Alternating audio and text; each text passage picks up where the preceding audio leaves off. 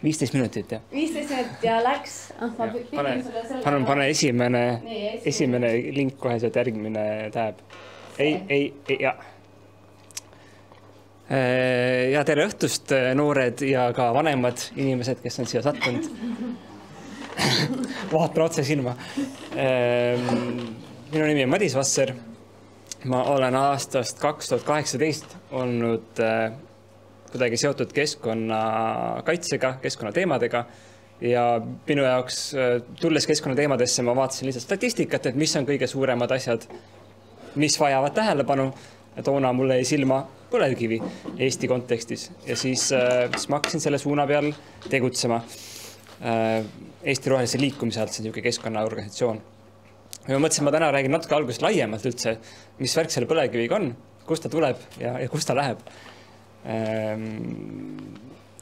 Ja taustal siin, kuna Sandra ütles, et tuleb panna pilte, muidu inimesed ei kuula, siis ma panin ühe niisuguse ajajoone, te võite otsida oma selle sünniaastasid üles ja mida see näitab, siis on Ida-Virumaa kosmosest ja mida te võib-olla näete siit, igast arenguid toimuvad ja üks on nagu hästi selge siin, kuidas siin kooritakse põlevkivi. Et tegelikult see tööstus on hästi vana, see on üle 100 aasta vana, seal Ida-Virumaal.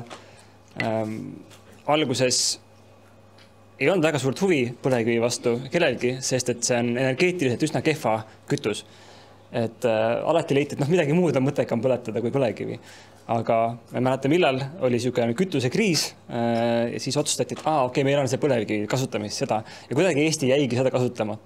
Et viimased 100 aastat on see tööstus järjest arenenud ja siin need viimased 30 aastat, mis siin ekraani peal jooksevad, on siis näha, kuidas see kaevandamine siis seda kohalikku olustikku mõjutab. Et siin te näete ainult pealmaa kaevandusi, siin sama pildi peal on ka kuskil sügaval on allmaa kaevandused, mis ka samamoodi hargnevad. Et kui me täna võib-olla räägime hästi palju kliimamõjudest, siis alati tuleb meeles pidada, et põlevkivitööstusel on selgelt ka muud mõjud. Kaevandamisel on mõjud põhjaveele, kaevandamisel on mõjud sellele loodusele, mida enam siin ei ole, kus need valged randid järjest lähevad. Seal võib küll väita, et tagant tuleb roheline ju järgi, aga see loodus ei ole enam see, mis oli seal enne, et see on niisugune kiviklibu, mille peal on väiksed siuksed taimekesed, kes on käinud mõnes kaevanduses vaatamas. Et see on see nagu pikk ajalugu ja lühem ajalugu on siis need viimased paarkümmend aastat, kus Eesti Energia on olnud põlevkivi eest vastutav ja on tehtud elektrit põlevkivist, mis on üks nagu põhiline kasutusala olnud, aga järjest rohkem ka siis on tehtud põlevkiviõli, et siis müüa seda välismaale. Ja kui sa paned järgmise täbi sealt, siis seal peaks olema üks niisugune huvitav moodustis. Kes tunneb ära, mis see on? Mis mägi see on? Kus see Kiviõli seikluskeskus? Kiviõli suusamägi. Ärge siia vaadake, siin üleval parem. Kes on käinud Kiviõli Tuhamäe otsas või servas ääres? Kõrval, otsas. Ja on inimesi, kes ei ole ka käinud. Timmermans kohtis seal kliimanurka. Ja seal on tänapäeval on seal niisugune seikluspark ja vabaajakeskus, aga aastakümneid tagasi see oli niisugune aktiivne Tuhamägi. Kõik teavad seda, vähemalt on näinud pilti sellest, on kuulnud sellest, aga kes on käinud sellises kohas nagu Auvere? Inimene, kes on käinud Auveres, ei ole käinud Tuhamäe otsas, aga huvitav. See on minu järgmine klipp, et ka Auveres on Tuhamäed, aga need on metsikult suuremad. Kui sinna minna, mina olin oma selles keskkonnakarjääris juba mitu aastat tegutsenud, kui mina esimest korda Auverre jõudsin. Karp jäi ikka lahti, sõidad seda mööda see Tuhamäge ja see ei lõppegi. See on niisugune väga suur moodustis ja see on siis tekitatud läbi selle elektritootmise ja õlitootmise mitmekümne aasta vältel. Ja kui sa klikid selle üleval selle otsimisnupu peal, siis ta viib meid sinna päevakangelase juurde. Jah. Mine. Enter. Enter läks, aga te ei taha. Internetti või ei ole. No ühesõnaga varsti me näeme, et seal on üks hunnik erinevaid karbikesi, mis on siis ühest küljest need elektrijaamad, mis on pikalt töötanud ja Eestile energiat tootnud väga süsiniku intensiivselt. Ja siin on kõrvale on järjest hakanud tekkima ka õlitehased. Kõik on sama kompleksi sellised osad. Ja seal on üks väga vana, väga selline retro kaugelt juba näed ära, et selline Mad Maxilik hoone hästi suur, mis on siis vana õlitehas nii-öelda. Selle nimi on Enefit 140 ja see 140 tähendab, et see suudab siis ära õgida 140 tonni põlevkivi tunnis. Iga tund, 24 tundi päevas, 365 päeva aastas, kui midagi katki ei ole. Jah, ja noh, ma ei tea. Seal umbes kord aastas kukub keegi sisse ka sinna. Ja kord aastas üks inimene. No, et võib-olla raske isegi kujutada ette, mida tähendab 140 tonni põlevkivi, et ma ise mõtlesin, et okei, et kui on äkki keskmine, siuke väiksem sorti auto on võib-olla 1000 kilogrammi, võib öelda äkki, et siis 140 autot on mingi hea parkla täis, iga tund 140 autot läheb kuhugi katlasse ja õli tuleb välja. Nii, mine natukene lenda siis, kuidas ma ütlen, sinnapoole, vasakule poole. Ja see on see suur, see pikk, siin on siis elektrijaam, siin on, ma ei mäleta mitu, 11-12 energiablokki. Kui räägitakse, et Eesti Energia mingi 11 blokk on riidest väljas, siis see on üks sektsioon siit suurest pikast majast, see on 600 meetrit pikk, aga läheb natuke edasi. Nii, stopp, siis siin on üks karbikene, mis on Auvere elektrijaam, see on see, mis kogu aeg katki on. See teeb siis elektrit ja taga on 2 kasti, mis on siis vana õlitehas. Selle kõrval vasakul on UM õlitehas, mis on juba olemas. See on siis Enefit 280, mis te arvate, mitu tonni põlevkivi see tunnis sööb? 280. Ja siis selle kõrvale, sinna kus praegu hiir on, või natuke veel vasakule poole, kui ma õigesti aru saan, on siis praegu selline pooleli olev uus õlitehas, mis on põhimõtteliselt täpselt sama nagu see eelmine, välja arvatud see, et turunduslikult järsku on muudetud õlitehas keemiatehaseks. Kuigi on täpselt samad joonised põhimõtteliselt, võib-olla mõni pisikene muudatus on tehtud, aga see on siis see, millega FFF maadleb täna. Ja algselt oli Eesti Energial plaan, et miks me võiks ehitada 4 uut õlitehast. See oli aastal 2010 umbes. Siis üle aja on nagu see plaan läinud, nagu okei, võib-olla teeme lihtsalt 2. Nüüd on see plaan, et okei, teeme selle 1. Ja siis on see plaan, et see 1 ei ole isegi õlitehas, see on keemiatehas. Et see on selline ajas muutuv plaan. Mina arvan, et nad ikkagi tahab 4 teha tegelikult, kui ainult võimalus oleks. Et see plats on siin veel suur ja kaevandustes veel nagu põlevkivi jagub. Ja keskkonnaühendused on nagu pikalt kogu selle Ida-Virumaa temaatikaga tegelenud, Eesti roheline liikumine eriti, ja edendanud seda mõtet, et aga siit võiks nagu sujuvalt hakata väljuma, et me näeme, mis kliimamuutustega toimub, me näeme, kuhu poliitikad suunduvad, me peaks hakkama mõtlema, kuidas nagu planeeritult sellest tööstusest väljuda, et see piirkond saaks midagi muud hakata tegema. Ja Eesti roheline liikumine aastal 2018 tegi selline rahvaalgatuse nagu Põxit, kes on kuulnud. See oli, algselt oli hea plaan, et see kõlab nagu Brexit, et siis kõik saavad aru, millega tegu on. Aga siis, kuna Brexit läks nii võssa omadega ja sõna Põxit ka nagu kaaperdati natuke tööstuse poolt ära, siis seda sõna liiga palju enam ei kasutata. Aga nüüd see uus termin, mis põhimõtteliselt tähendab väga sarnast asja, on siis õiglane üleminek. Et meil on piirkond, kes peab millelegi muule üle minema, kuidas me teeme seda õiglaselt, nii et keegi ei saaks liiga palju kannatada. Ja siis keskkonnaühendused väidavad, et sellega nagu pihta hakata, tuleks esiteks nagu lõpetada investeeringud sellesse vanasse tööstusesse, sa pead kuidagi üle minema, sa ei saa üle minna tehes sama asju edasi. Ja põlevkivitööstus ütleb vastu, et ei, need õlitehased ongi üleminek.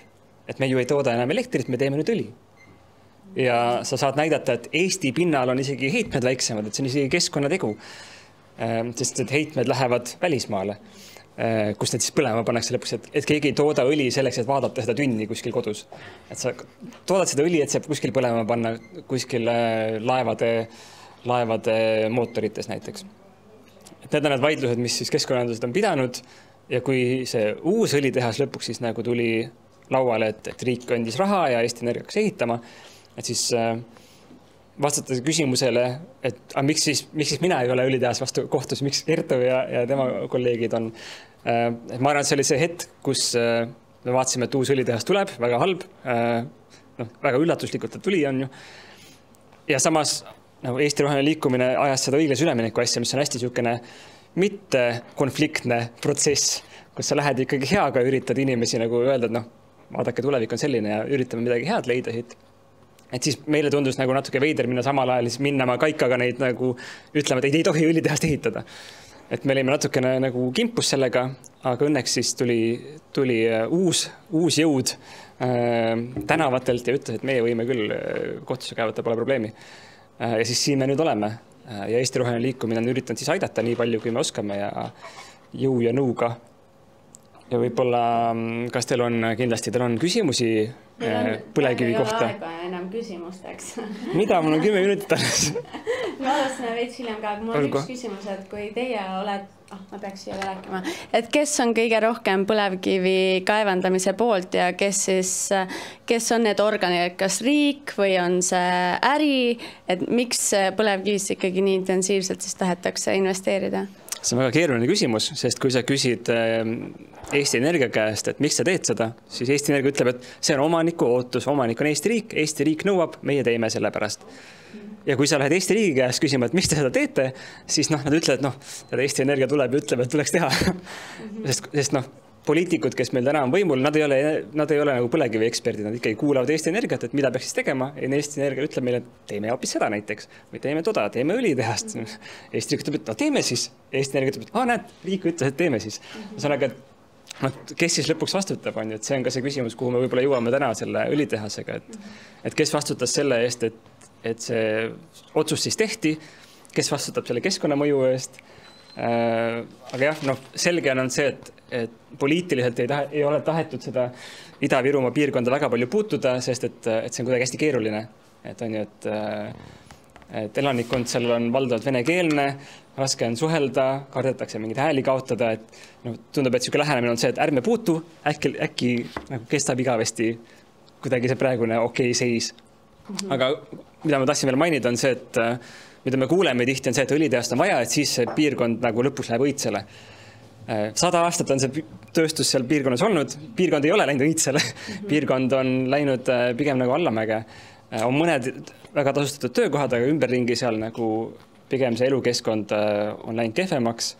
Need keskkonnatasud, mida see tööstus maksab, ei ole läinud tagasi sinna piirkonda. Ühesõnaga, on viimane aeg seda õiglast üleminekut hakata tegema, aga see tähendab, et seda tuleb hakata tegema.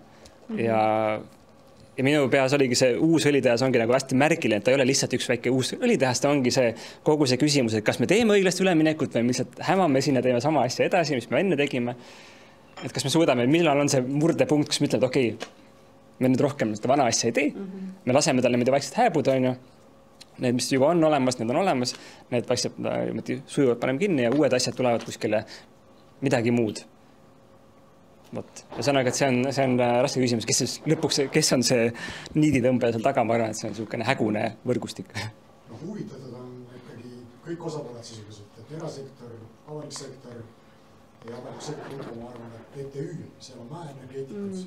Et 100 aastaga jõuab nagu kanda kinnitada küll, et siin on tõesti need piirkonna ettevõtted, kellel on huvi, TTÜ on eriti tugev niisugune uuringu poolte peal, mis on naljakas, et TTÜ nagu teadlased on siis alati nagu erapooletud eksperdid kuskil paneelides, see on täiesti arulage minu jaoks. Nagu ma vaatan netist, ma näen täpselt, mis nende nagu töölepingud on nende projektid, nad on alltöövõtjad, mitte erapooletud nagu konsultandid.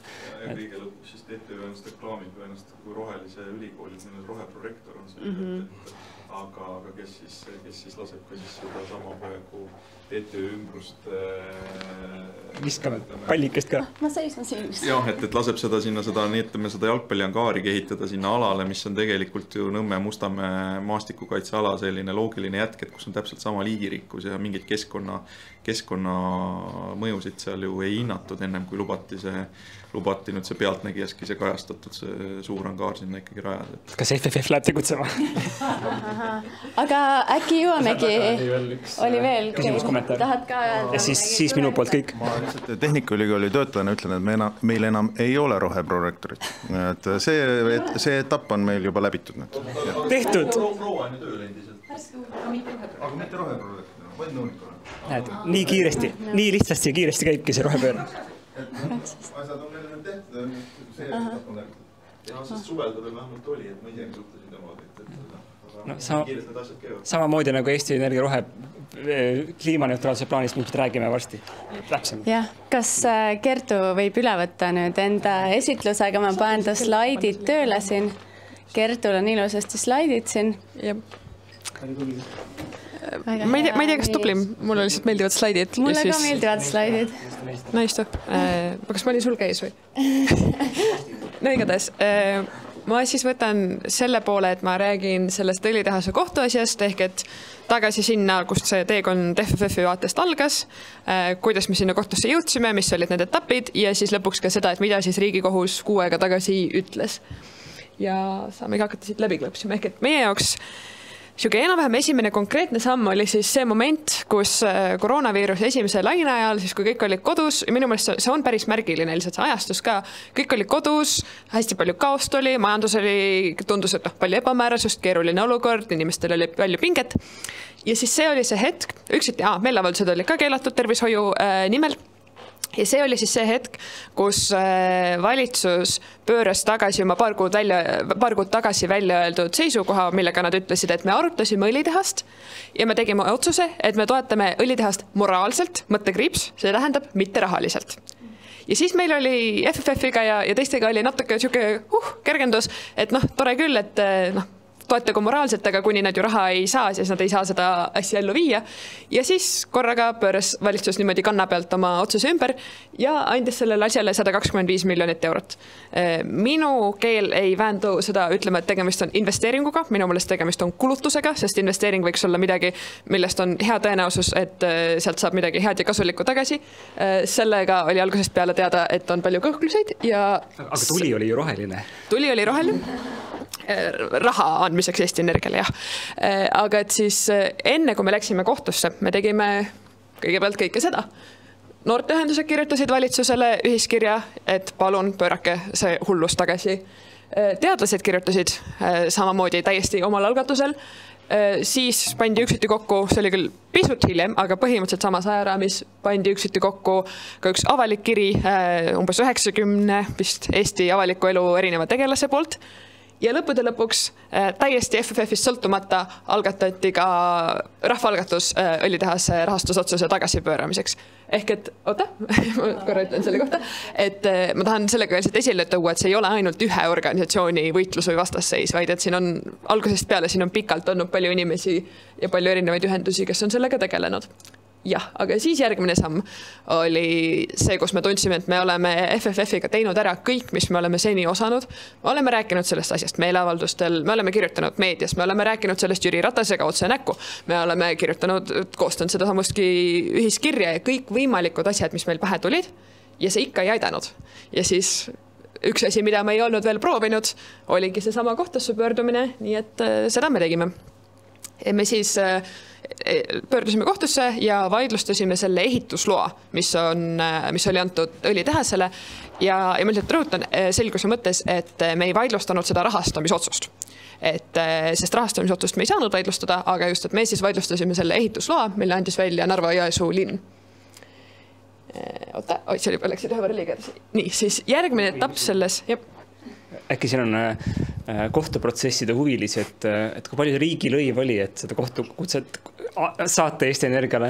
Mingi täiesti märkamatu, ma ei tea, 20 eurot, mingi selline summa, et sellest me kordagi ei rääkinud minu meelest. Et meil oli suuremaid probleeme. Hollywoodi filmid on see, et sul peab olema 2 miljonit taskus, et minna üldse kohtus, et ei, tegelikult see on väike summa. Jaa, see on hea täpsustus, et seda probleemi õnneks ei olnud ja kuna meid on algusest peale nõustanud Keskkonnaõiguse Keskus, kelle enda jaoks ka see kohtuasi on olnud hästi tähtis ja strateegiline, siis tänu sellele nad on saanud meid ka nõustada mõnevõrra odavamalt, kui nad oleks seda muidu teinud, nii et see on kindlasti meie jaoks teinud kogu seda protsessi lihtsamaks. Aga siis järgmine tähelepanuväärne etapp selles kohtuasjas oli see, kui me saime kohtult esialgse õiguskaitse, mis siis tähendab seda, et kohus peatas ehitustegevuse seni kaua, kuni kohtuvaidlus saab läbi.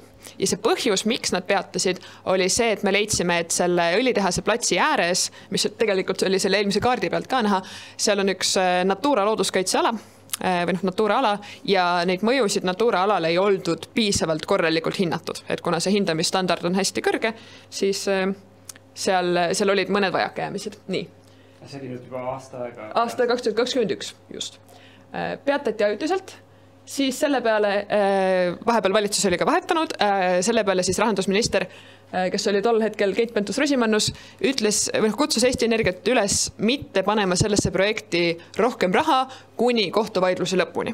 Ja markeerime selle ära, sest et hiljem see muutub perspektiivis ilmselt oluliseks. Järgmine samm paar kuud hiljem oli siis see, et me kaotasime esimeses kohtuastmes. Kohus leidis, et ei ole põhjust seda ehitusluba tühistada ja siis üksiti kohus siis ka tühistas selle esialgse õiguskaitse ehk põhimõtteliselt ütles, et hea küll, ehitage edasi, kõik on fine. Nii, me läksime edasi, läksime ringkonnakohtusse ja aasta aega hiljem leidis ka ringkonnakohus, et ei ole põhjust seda ehitust peatada, seda ehitusluba tühistada. Ja siis me läksime sealt edasi Riigikohtusse. Natuke rohkem kui aasta aega hiljem, ehk siis oktoobrikuus. Kas see juba läks juba kallimaks? Ma lihtsalt küsin inimesena. Ei läinud. Oli veel jõukohane? Ja ei, see kauts... Kohtus on vist kõigepealt õigusabi kulu on esimeses astmes ongi kõige suurem, sest põhimõtteliselt sa oled selle sama paketiga järgmise. Jaa, laias laastus küll, et eelkõige see halduskohtu, esimese astme kohtu, puhtalt see juristidele makstav kulu, see oli vist enam kõige suurem, et teistes astmetes ta oli natuke väiksem, aga see riigilõiv see on mingisugune paarikümne euro suurusjärgus, et mitte teistes kohtuasjadest on. See oli nagu selline suur läbimurre. Jaa, see oli meil endal ka tore uudis, sest et ega sul kohtusse minnes ju ei ole garantiid, et kas kohus võtab selle menetlusse või mitte, aga võtsid ja siis nad tühistasid selle ehitusloa ja siis sellest ma räägikski edasi, et miks täpselt, aga jah, vaatame, sa võid klõpsida tegelikult kõik välja.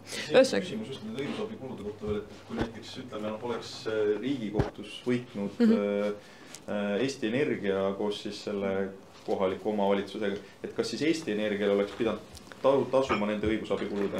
See on hea küsimus. Või ta on ikka riigi ettevõte? Ei, selles mõttes... Esiteks, seal on natukene, see kohtupraktika ongi väheke segane, et kas riigiettevõte peab ennast ka ise esindada suutma, sest et riik iseenesest peab küll, et riigile keegi üksikisikes või ettevõte, kes kohtusse läheb, ei pea riigile maksma neid kulusid, sest see on justkui nagu riigi süü, et üleüldse kohtusse tuleb minna. Ja siis seega riik peab olema ise suuteline võime ennast esindama, aga riigiettevõte, kes on natuke kaheldav, küll aga on olemas selline tore asi nagu Århusi konventsioon, mis räägib muuhulgas sellest, et kes ja mis tingimustel peab saama keskkonnaasjades kohtusse pöörduda ja õigust nõuda ja Århusi konventsioon muuhulgas ütleb, et kohtusse pöördumine ei tohi olla takistavalt kallis. Ja kui meilt oleks välja mõistetud kõik Eesti Energia kohtukulud, mida nad tahtsid, mis oli paarkümmend tuhat eurot. Likvideerimine on roheühenduse. Ühesõnaga, siis ilmselt see oleks läinud Århusi konventsiooniga vastuollu.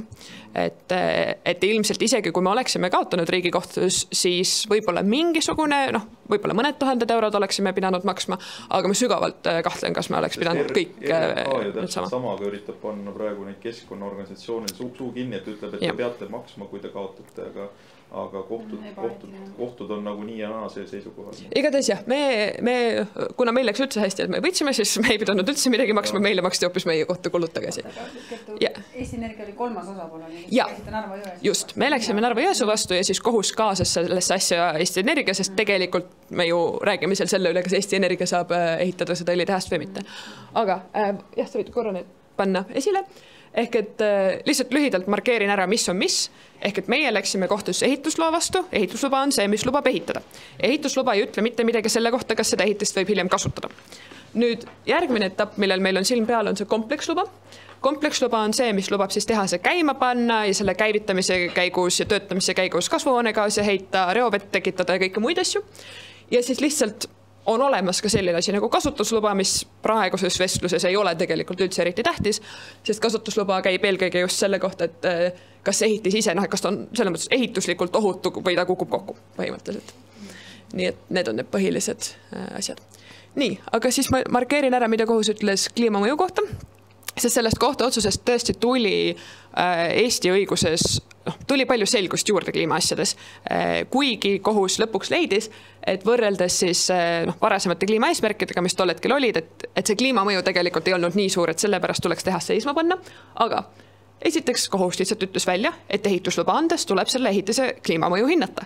Väga tore, me arvasime algusest peale, et tuleb, nüüd on kõigile selge loodetavasti. Järgmiseks, siis teiseks ütles Riigikohus seda, et kui hinnata, et kas see kliimamõju on liiga suur või mitte, siis tuleb arvestada Eesti kliimaeesmärke. Aga tuleb arvestada ka neid kliimaeesmärke, mis meil on näiteks kirjas arengukavades. Et see, et meil ei ole seaduses ühtegi kliimaeesmärki, see ei tähenda, et meil nagu üleüldse poleks kliimaeesmärke, vaid siis tuleb arvestada neid, mis on arengukavades. Nii, siis ütles kohus, et kuna me arvestame ainult neid Eesti kliimaeesmärke ja Eesti kliimaeesmärgid me oleme vähemalt seni seadnud ainult Eesti territooriumil tekkiva kasvuhoonegaaside heite kohta, siis järelikult tuleb arvestada ainult ka õlitehase puhul ainult Eesti territooriumil tekkivat kasvuhoonegaaside heidet. Minu meelest sellest Riigikohtu otsusest üksiti paistab, et kui me paneksime endale eesmärgi vähendada ka näiteks seda heidet, mis tekib Eestis toodetavate asjade kasutamisest välismaal, siis tuleks arvestada ka õlitehase puhul seda piiritagust heidet. Praegu ei tule.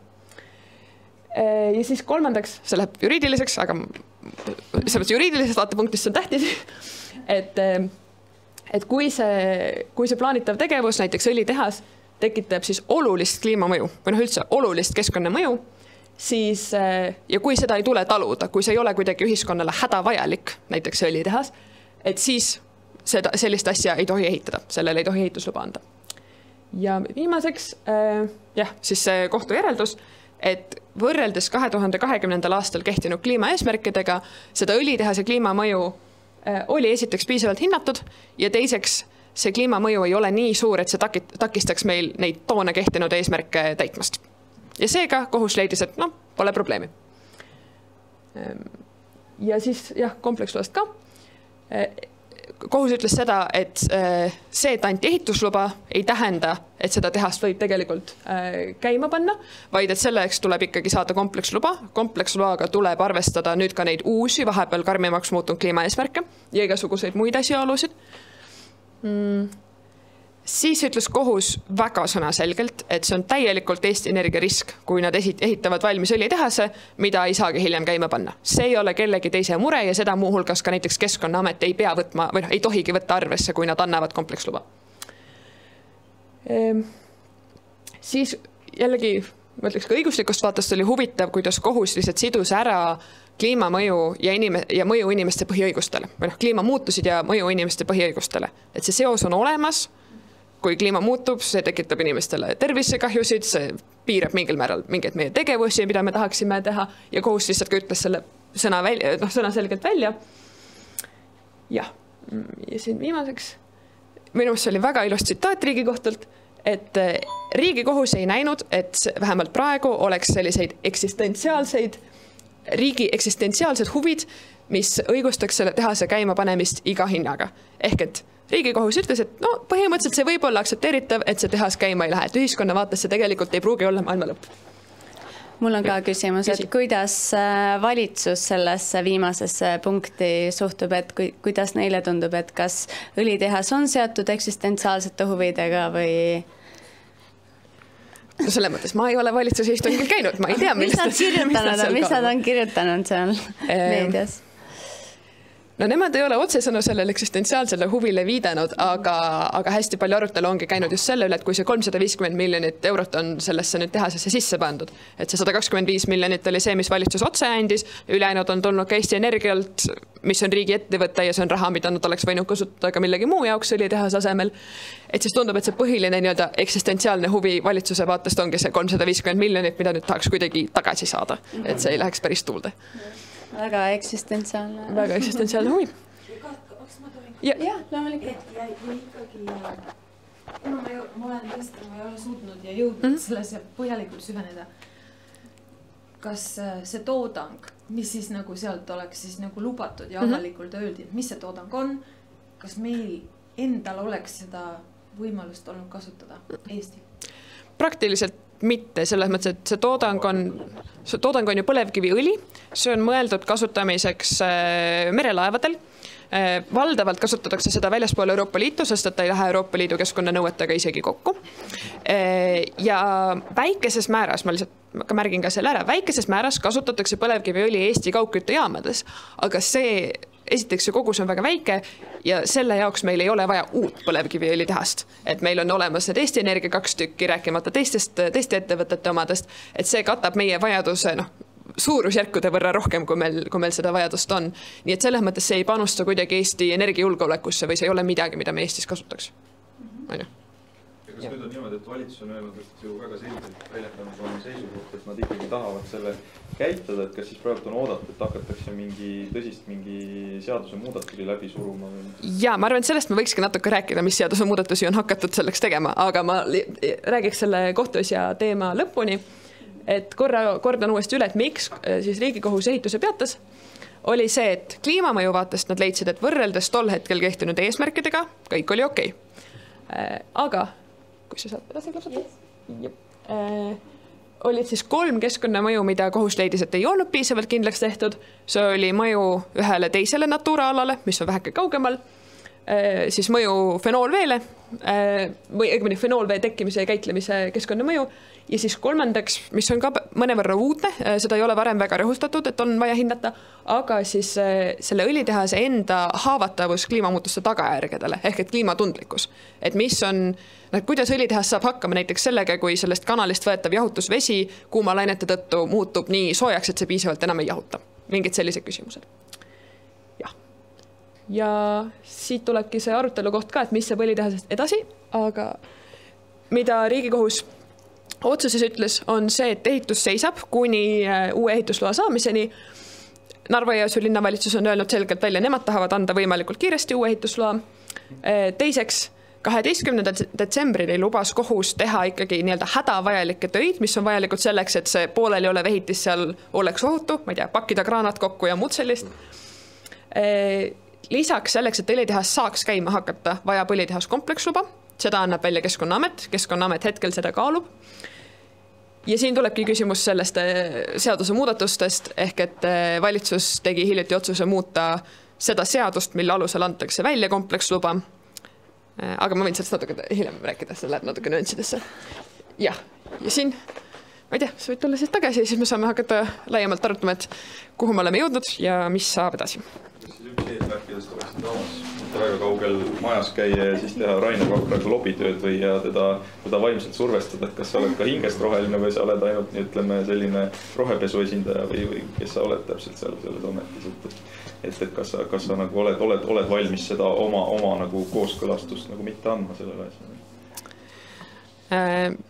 Jah, selles mõttes praegu kompleksloaga pall on Keskkonnaameti käes ja ma tegelikult kohtusin Keskkonnaameti mõne esindajaga just, et uurida, et kui kaugel nad üldse on, kuidas nemad seda Riigikohtu otsust vaatavad ja nende sõnul nad alles katsuvad aru saada, et mis nüüd ikkagi toimub ja mis selle kohtu otsuse täpselt mõjud on.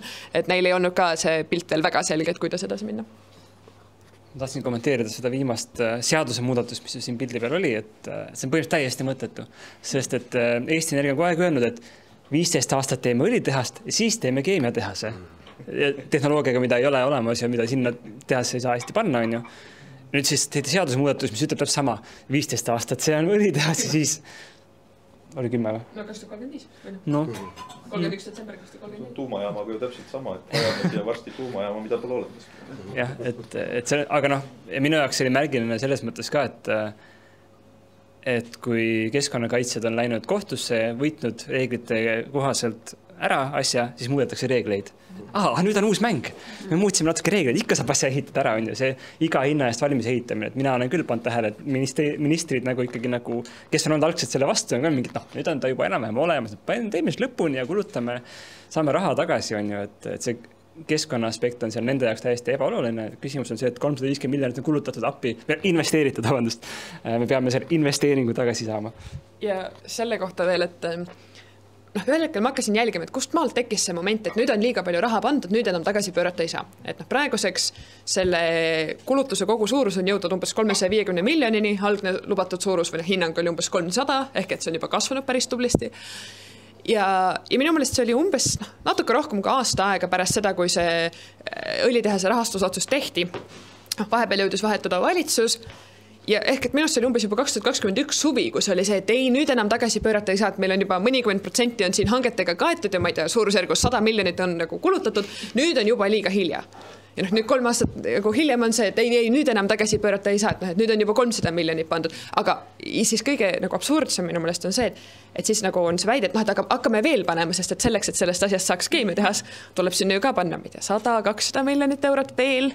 Et mis hetkel, et kui me oleme 500 miljonit pandud, kas siis on see, et nüüd on piisavalt nagu...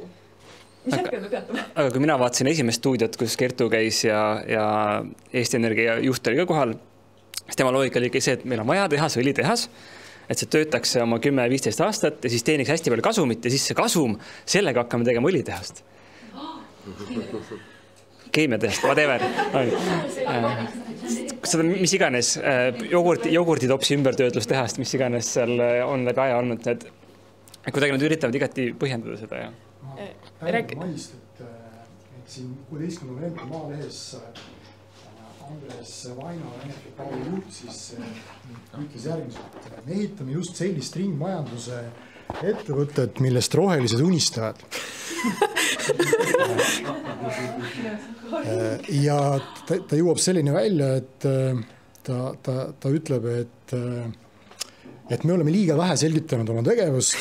Ma usun, te olete lugenud seda artiklit juba, eks ole, et mis ma ikka siin tsiteerin, aga ta siis lõpeb see Rein Siku artikkel siis sellega, et otsustav roll on siis Riigikogul, üks liiga on meil siin, et kes siis peavad võtma vastu vajaminevad seadusemuudatused, et rohepööre tehtud saaks. Aga ma tahtsin mainida korra veel seda Impulsi saadet, kus sa käisid. Ma käisin seal ka. Või sa vaatasid, et ma käisin, sorry. Ja mida Eesti Energia juht seal sellega seoses veel ütles, oli see, et nende tegelik plaan on ju see, et kui ma ütlesin saates mitu korda, et aga miks nad ei võiks kohe teha keemiatehast, miks tuleb kõigepealt teha õlitehas, oli see, et ega ma ei saa seda ju nagu päris välja öelda, aga et plaan ongi see, et kõigepealt me teeme õlitehas ja siis me hakkame sinna põhimõtteliselt neid jupikesi külge tegema, et sellest saaks keemiatehas, et teeme metanoolitehase külge ja nii edasi. Aga seda ta ei olnud stuudios, seda ütles väljas.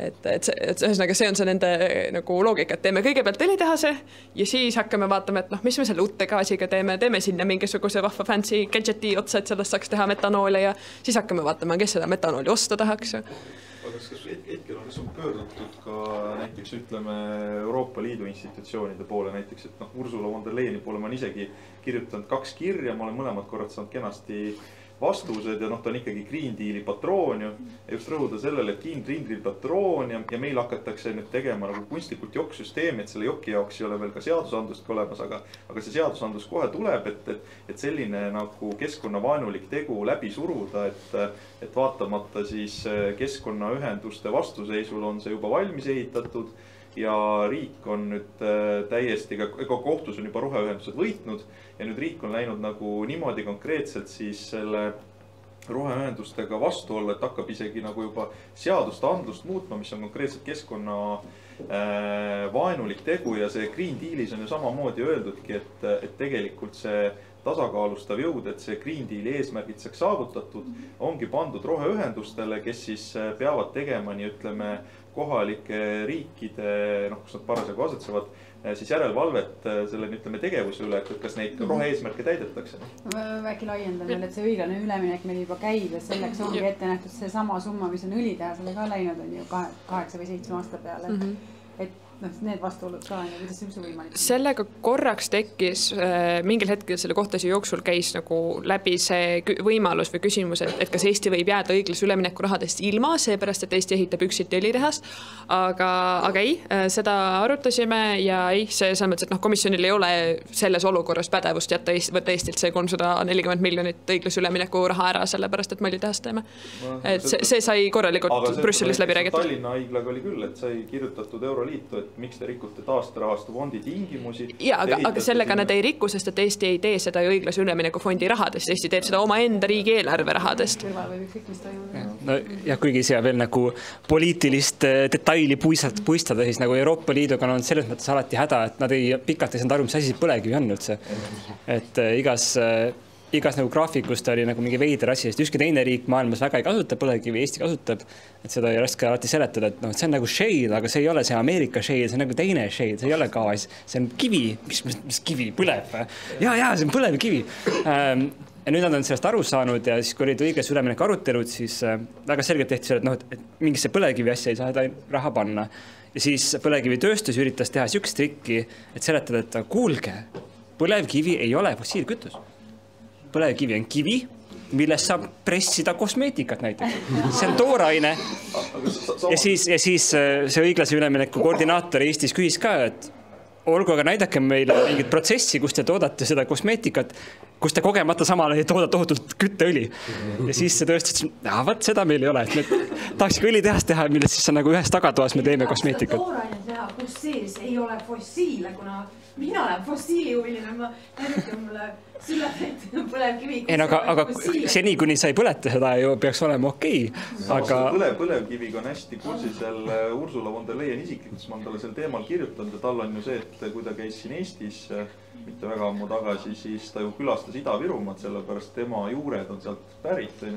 Et selles suhtes ma arvan, et ongi, et nad vastavad sealt alati midagi väga ümarat, aga nad vastavad. Aga see on sellest, et sellest saaks võib-olla teha sellise järgmise meediasündmuse, et kuidas riik üritab seda jokki läbi suruda, võib-olla saaks kuskile nagu ka Eestist väljapoole meedia väljaannetesse, et kuidas siis Eesti neid kliimaeesmärke täidab, et ta tegelikult seadusandlust muutab just vastupidises suunas. Aga siis ongi mu küsimus Kertule, et kuidas välismeedia on teid kajastanud? Kuidas välismeedia on meid kajastanud? No välismeedia kajastas meid nimelt, põhikajastus tuli ka sellest kohtu otsusest, kui see tuli. Guardianis, Politicos, varsti tuleb üks Leedu ja Prantsusmaa lugu. Nii et see mõttes huvi on. Ja teine nende kliimakaebustega üle maailma üldse on see, et esiteks neid on üle maailma hästi palju. Iga aastaga tuleb neid kaebuseid järjest juurde. Need on väga erinevad, hästi kõigis õigusharudes, alates karistusõigusest kuni haldusõigusest, kus oleme meie. Et need on kõigis õigusharudes ja hästi palju õpitakse üle maailma üksteiselt, jagatakse kogemusi, et selle mõttes huvi on olnud selle Eesti näite vastu, me oleme palju õppinud teistelt. Ja ma ei tea, võib-olla tuleb Eestis järgmine teha ja ma ütlen seda, ma tahan siin kohe ära rõhutada, et riigi vastu kohtus käimine ei ole üldse lõbus. Mitte üldse kellegi vastu kohtus käimine ei ole üldse lõbus ja seda ma tegelikult ei tahaks teha. Aga nagu meil oli ka selle kohta asjaga, et kui meil enam mitte midagi muud ei tulnud pähe, mida võiks püüda teha, siis tegime seda. Riigikohtu otsus oli igati üllatavad, et 2 alamat astet olid nagu ikkagi nagu osa. Kusjuures see ei olnud väga üllatav, ma ütleks meie jaoks just sellepärast, et see oli esimene kord, kui Eesti kohtud peavad mõtlema kliimamuutuste peale niimoodi tõsiselt ja põhjalikult. Ja see oli kuidagi ootuspärane, et tavaliselt pretsedendid või sellised suured olulised otsused tulevadki Riigikohtust. Ja isegi kui ma oleks Jolamas astmes võitnud, siis tõenäoliselt oleks kas Narva Jõesuu linn või Eesti Energia seda edasi kaevanud ja siis ma oleks ikka Riigikohtusse jõudnud. Aga Sandras tahtsid küsida midagi? Ma tahtsin küsida, et küsin jälle sellise keerulise küsimuse, et vastutused, kes lõpuks hakkab seda vastutust võtma, kui on nii palju juba investeeritud mingisse projekti. Loomulikult inimestel tekib hirm, me oleme lihtsalt raha tuulde lasknud, aga meie. Teie, ma mõtlen, et teie. Mõtlen, et meie siin ruumis nagu keegi väga ei ole. Jah, et kuidas selline vastutuse võtmine võiks käia või kuidas seda teha? Ma selle vastutuse juures, esiteks rõhutaks seda, et sihukest asja nagu sunk cost fallacy. Ehk et see moment, kui sul on tunne, et sa oled nii palju pingutust, raha, mis iganes asja sisse pannud, et nüüd ei saa alla anda, nüüd tuleb ikka edasi minna ja katsuda ikka tulemus koju tuua. Kliimakahjuliku projekti puhul see ei ole võimalik. Selles mõttes, et kliimamuutuste põhjustamine ei ole kasumlik. Kui siin on räägitud sellest, et selle 10 aastaga, kui see õlitehas võiks töötada kuni aastani 2035, et ta võiks tuua 270 miljonit kasumit või tulu, mingid sellised numbrid on käinud läbi. Aga see tähendab ju õlihind on hea. Jah, ühesõnaga eeldusel, et nagu läheb hästi, mis tähendab ju umbes suurusjärku, mis on ju umbes suurusjärku 27 eurot tonni, 1 tonni kasvuhoonegaaside kohta, kui mu nagu taskuritiku arvustus on enam-vähem õige. Siis samal ajal 1 tonni kasvuhoonegaaside atmosfääri panemisega tekib kulu ühiskonnale erinevate arvutuste põhjal on ju 10 eurosid. Ehk et me saame justkui idee poolest 27 eurot tulu, suurusjärku mõned eurod siia-sinna. Ja me saame 10 eurosid kulu. See ei kata, nagu see ei tasu ära. Mina tahaks ka midagi öelda. Jah, ma tulen siia. Sulle ma tahaks öelda, et see meil on Eesti Energiast ju ka lähiajaloost samasugune raiskamine. Ainult ma ei suuda praegu neid numbreid meenutada, et mis on suuremad. Kuna ma olen hästi Ameerika polisrahvaste huviline ja suhtlen nendega igapäevaselt, siis Utede polisele kodumaale ju projekt, kuhu meie raha viidi. Ja tegelikult mitte indiaanlased, vaid valged kolonistid panid pihta meie raha lihtsalt. Kas kogemata juhtus see või see oli ette plaanitud, ei tea, aga rahast jäi ju Eesti ilma. Ma arvan, et see oli suur edulugu loodeti sellest ja siis ta lõpuks niimoodi nirises seal ikkagi mitusada miljonit, eks. Ja see ongi nagu küsimus, et kus see valupunkt on. Ma arvan, et poliitikud täna nagu tunnetavad niimoodi, et vaatavad 300 miljonit. Ei, laseme veel edasi, on ju, 500, juba hakkab valus. Et kuna minu nagu päevatöö on vahepeal läinud põlevkivist edasi tuumaenergiasse ja ma näen seal miljardi projekte, mis lihtsalt 4 miljardit, enam ei jaksa, nüüd paneme kinni. Et maailmas on neid projekte väga palju, on ju. Et Eesti peab siis nagu avastama, kus on see piir, kus me ütleme, et et nüüd on päris loll summa juba paha magatud, on ju, et seda tagasi ei saa. Aga ärme rohkem juurde enam viska, on ju, et Eesti Energia on ka arvutanud, et kui nüüd peab juhtuma nende jaoks kõige mustem stsenaarium, et see tehase ehitus seisab nagu mitu kuud, mis arvutasid, et 60 miljonit tuleb veel lisaks nagu kulutusi, on ju. Äkki tuleb 100 miljonit või ma ei tea, mis hetkel tekib see punkt, kus öeldakse, okei, ärme tee. Või ei tulegi seda hetke või ongi, et iga hinna eest on eksistentsiaalne risk valitsusele, et nad teevad selle ära ükskõik, mis seadused ütlevad, mis uuringud ütlevad. Sest et see tasuvushinnang, et see tehas on tasumlik, see on täna nagu usupõhine, sest keegi ei ole näinud seda nagu arvutust, on ju, see on hästi salajane, aga see pidi olema hästi hea. Meil tahab öelda. Ma vahepeal tunnistan üles, et siia on sisse hiilinud inimene Eesti Energiast. Ehk ma olen töötanud Eesti Energias nüüd nõks vähem kui aasta ja 2 kuud, aga läksin sinna tegelikult just selle mõttega, et kuidas keskkonnaeksperdina aidata kontserni pöörata nagu rohelisemale suunale. Ja need vaated on hästi erinevad. Kui üks, mis mul nagu hästi kõnetus, oli see, et kes vastutab. Olete näinud sellist huvitavat Norra seriaali nagu Lood Norrast? Tasub kindlasti vaatata. Eriti Eesti suurprojektide kontekstis on hästi põnev see, kuidas ühte Norra väike linna rajati hüppetorni. Ja sellest sai siis selline miljardi projekt, võib-olla me võrdleme äkki Rail Balticuga, kus alati pandi raha juurde ja lõpuks tekkis küsimus, kes vastutab. Ja saal täitus inimestega, et tegelikult seda ühte inimest pole nagu olemas. Aga üks nüanss, mille peale siin me tihti lugu pole mõelnud mitmete Eesti suurprojektide kontekstis, et kui me otsime vastutajat, milline on Eesti keskkonnama hindamise pädevus. Vahet pole, mis on selle nagu arendaja nagu mentaalsus või mõte, et tihti lugu jõuab see sinna, et kas meil on nagu adekvaatseid hindajaid, kes suudavad toota sellise hinnangu, mis on ühest küljest adekvaatne, arusaadav ja kolmas küljest nagu peab kohtus. See on see nüanss, mille peale me tihti võib-olla ei võtle. Et selline kommentaar siit. Kuigi ma lihtsalt täienduseks, et mul tihti meeldivad arvud, mul aitab see kuidagi asjadest aru saada ja selle õlitehase puhul ju selle õlitehase keskkonnamõju hinnangus selle õli enda tootmise mõju, kliimamõju aastas on kuskil 800 000 tonni kasvuhoonegaase. Jah, kui tulevad igasugused suurijoonelised leevendusmeetmed, siis võib-olla tuleb alla ainult 500 000 tonni peale. Aga see on see suurusjärk ja selle õli põletamisest tekib umbes teist poolt sama palju. Jah, me ei arvesta seda Eesti statistikasse, sellepärast, et selline on ülemaailmne kokkulepe, aga me teame, et selle õliga praktiliselt mitte midagi muud ei tehta, see põletatakse ära, see jõuab kasvuhoonegaasidena atmosfääri ja see on meie toodetud õli. Mis tähendab, et see kokkuvõttes, mis see siis on? See on umbes ju tonn kasvuhoonegaasi inimese kohta aastas. Et see läheb nagu iga Eesti inimese nagu siukse, kui me jagame Eesti selle kasvuhoonegaaside heite inimese kohta ära, et siis see on nagu 1 tonn inimese kohta aastas, et see käiks võib nagu mõelda, et kas ta tahab, et tema saldos oleks see kirjas. Mina ei taha, aga võib-olla keegi tahab. See on kindlasti väga paha, aga kui me nüüd vaatame, et hästi huvitavalt sõnastas selle väljakutse, kui me räägime kliimaseadusest kui sellisest, kliimaseaduse avaüritusele siis Alexelit esindaja Marti Hääl. Ja see mõte oli see, et kui keegi peaks tegema kliimaseadust, kus eesmärk on ainult kliimamõjude vähendamine, siis härra Hääl ütles seda, et see on tal põhimõtteliselt nagu nädalavahetuse töö. ja nii on tegelikult. Et küsimus on selles, et kuidas me saavutame nii-öelda keskkonnaalased eesmärgid, eelkõige kliimaeesmärgid nii, et me saavutaksime mingisuguse nii-öelda majandusliku järjepidevuse ja suudaksime ennast nagu nii-öelda ühiskonnana nihutada sellesse uude nagu kontseptsiooni.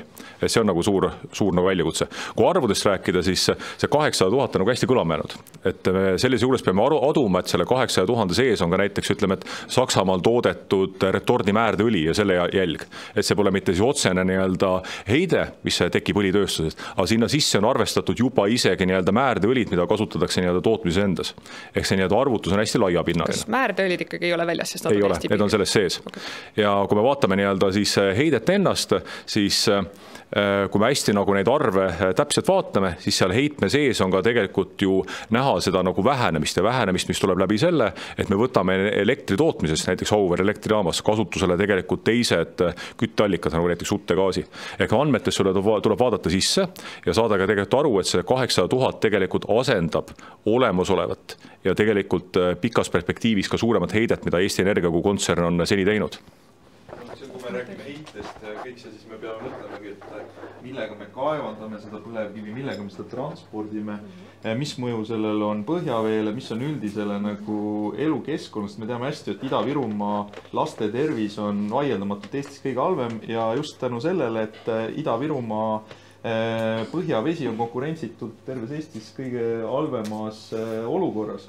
Et teine asi, kui me mõtleme ka nagu töökohtade kvaliteedile, et me räägime seda, et seda on Ida-Virumaa töökohtade jaoks vaja, siis mis kvaliteet on inimesel, kes töötab päev läbi kuskil maa all?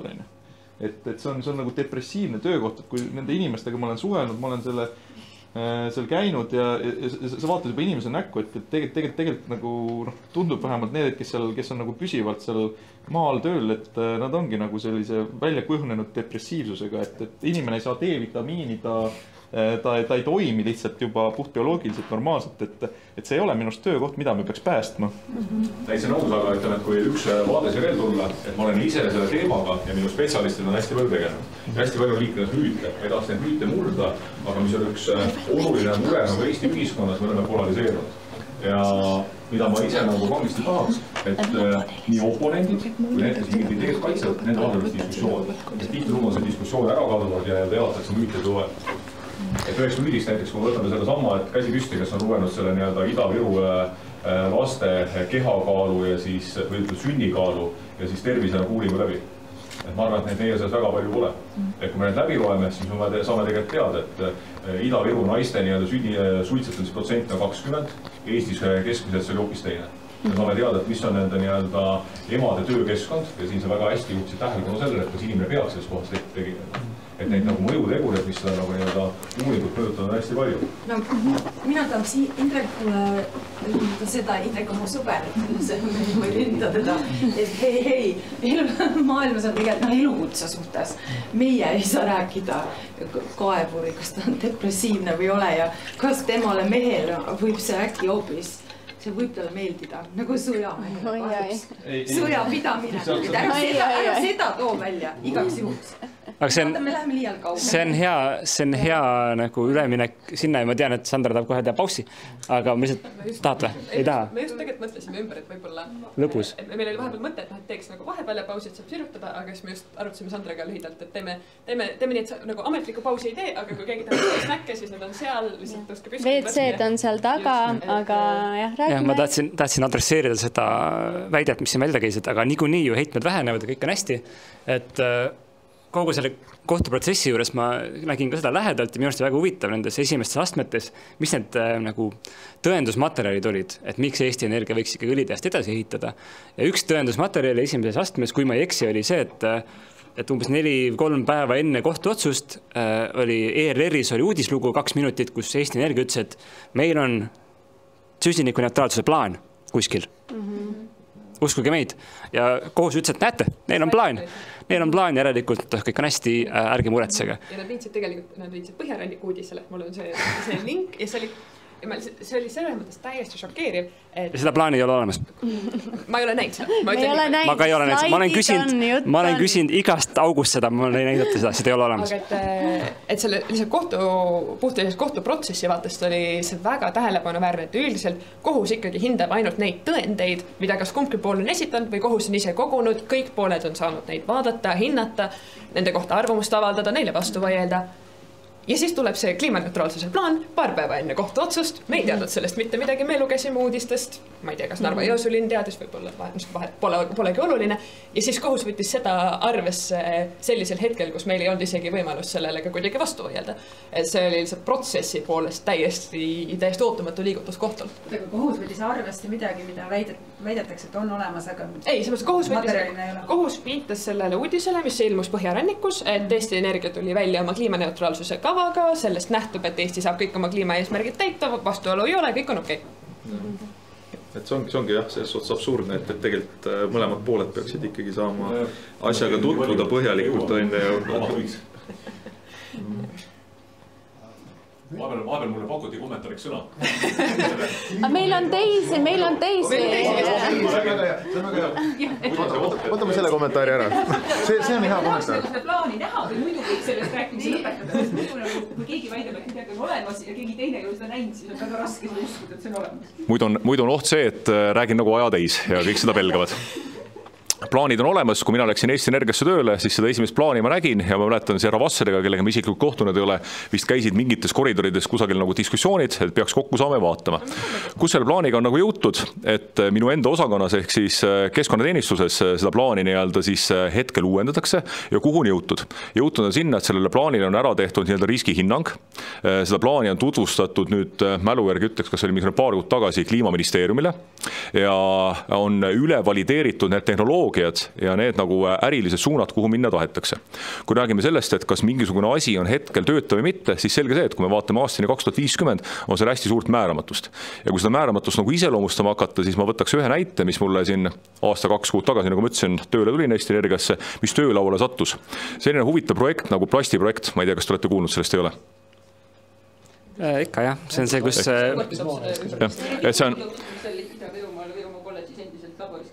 Jah, et see on siis hetkel Eesti Energia on viimased 2 aastat tahtnud jõuda sinna, et ta teeks ära registreeringu, millega saaks hakata katseks, pelgalt ainult katseks, mitte tootmise mõttes plastipürolüüsi läbi viima piiratud mahus.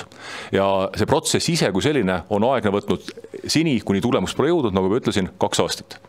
Ehk menetluslikult on minu jaoks ka nagu müstika, kuivõrd pikad on tegelikult ja konarlikud on need menetlusahelad.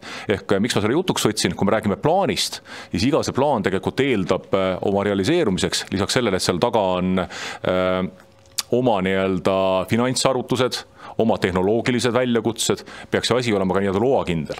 Ja neid lubasid ja KMH-sid sinna taha, ma kujutan ette, peaks olema mingisugune suurusjärk 25-30. Enne kui seda saab lugeda adekvaatseks plaaniks. Aga mis siin see mure on tegelikult? Ma näen, mida ma ennegi rõhutasin, ma näen polariseerumist. Et miks tihtilugu ei suhelda, et iga piuksakas, ütleme ausalt, tähendab seda, et vastaspool, kes peab sinu ideed halvaks, ei punasta, et neid ideid ära kasutada ja üritada neid väärata. Ehk paraku nii-öelda see polariseerumine on hästi suur mure.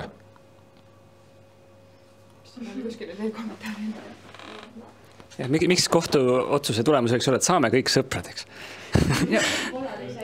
Mõtleme samamoodi. Just see, ma lihtsalt täpsustaks, et mul on eriti tore kuulda soovitust mitte polariseeruda sellest asutusest, mille juht nimeliselt on ajakirjanduses näiteks mind välja toonud ja kurtnud selle üle, mida ma olen arvanud olukorras, kus minu telefon ja e-maili aadress on täiesti avalikud, et kui on muresid selle kohta, mida ma olen avalikkuse arvanud, siis võib alati minuga ühendust võtta ja ei pea seda intervjuus mainima. See on lihtsalt kõige värskem nüüd niimoodi ka umbes sama vana olukord kui õlitehas, et võib-olla sellepärast ma sellised ettepanekud Rebjata Davait ja Žitružna võiks tulla sellelt asutuselt, kes seda eeskuju näitab, aga see selleks. Aga lihtsalt, kui me siin numbritest rääkisime, siis võib-olla see asi, täpselt, et see õlitehase keskkonnakahju teema et asi, mille üle minu meelest ei ole Eesti avalikus ruumis ikkagi olnud arutelu, ehk seesama, et see, mida valitsus ja riik tahab nüüd teha, on ju, anda selle tähtajalise kasutusloa, mis, kompleksloa, mis on ju KMH enda järgi põhimõtteliselt on nii-öelda umbes 10 miljonit tonni CO2 emissiooni, mille eest me saame vastu väidetavalt siis 270 miljonit eurot tulu. Noh, nii-öelda siis kasumit. Et kui sa teed siis lihtsa arvutuse, selle järgi, et aastas meil on emissioonid umbes 12-14 miljonit tonni, on ju, siis selle järgi Eesti majanduses toodetav kasum igal aastal võiks olla 400 miljonit eurot. Ma olen kuidagi nagu mõelnud, et see vist Eesti riigis on natuke suurem. Et nagu kuidas me oleme jõudnud olukorda, kus see on meie jaoks nagu aktsepteeritav, on ju. Et seesama, et me paneme, et mingid sektorid peavad vähendama ja nagu, kui me räägime veel numbritest, on ju, et kui me räägime teaduspõhisest kliimapoliitikast, et seda vist ei olnud isegi praegu slaidi peal, on ju, et see, mida tegelikult ju ka Riigikohus ütles selle kohta, et Eesti riik peab panustama vastavalt rahvusvaheliselt võetud kohustustele, siis siin kui jälle numbritest rääkida, siis erinevate arvutuste järgi Eesti riigi süsiniku eelarve ilma igasugust ajaloolist õiglust arvestamata lihtsalt Pariisi lepingu allakirjutamise nii-öelda hetkel järelolevast süsiniku eelarvest Eesti rahvaarvule vastav proportsionaalne osa saab läbi millal? Kas tahab keegi pakkuda? Kes on nagu, Kertu teab vastust, kas keegi veel teab? Kas Eesti Energiakeskkonna inimene teab vastust? Vaatame pindale järgi, miks me vaatame? Ei, sest me vaatame ju, et kui me räägime inimõigustest ja sellest, et kas igal inimesel on õigus sama suurele osale loodusest, näiteks atmosfäärist on ju, et ütleme, et see sama küsimus, miks me peaksime midagi pindala järgi jaotama, et kui me räägime, et nii-öelda loodusvara on kõigi inimeste ühine vara, on ju, siis tundub inimeste arvu järgi jagamine üsna mõistlik asi. Et lihtsalt siis see, ütleme, erinevate arvutuste järgi, kuna nagu see süsiniku eelarve teadus on ka natukene selline, nii-öelda veel mitte nii täielik, aga on üsna kindel, et kliimaseaduse vastuvõtmise hetkeks on Eesti süsiniku eelarve läbi. Nii et kõik meie jutud nagu kliimaneutraalsusest 2050 ja et me selles olukorras ja teadmises aastal 2023 teeme otsuse veel lisaks kõigele sellele, mis meil olemas on. Veel 10 miljonit tonni panna atmosfääri, millest on välja arvutatud süsiniku kulu järgi mitmesaja inimese surma see igal aastal soojendamise kaudu põhjustab, me võime need surmad ka, see jõuab tuhandetesse, on ju. Me teame seda ja me teeme seda teadlikult ja me nimetame ennast selle juures arenenud riigiks ja me armastame rääkida Hiinas ehitatavatest kivisöejaamadest. Pigem see suund peaks meil all olema ja nüüd on küsimus, et millise tempoga ta nagu alla peaks minema? Härra jutu lõpuks või mitte jutu jätkuks ütleks seda, et see mainib polariseerumist, aga polariseerumise on ju tinginud ju enne kõik Eesti Energia ja siis valitsuse arrogantsus, et ülbus roheühendustega suhtlemise osas ja selles, et kuidas selle projektiga on mindud edasi, nii ütleme siis roheühendusi kaasamata ja seda teemat üldse läbi mõtlemata, ehk siis praegult on 350 miljonit pandud tuimalt magama ja roheühendustele ja nendele rohe-eesmärkidele on ju tuimalt vilistatud, et selles suhtes polariseerumise osas ikkagi tuhka peaks raputama pähe endale enne kõik Eesti Energia ja valitsus.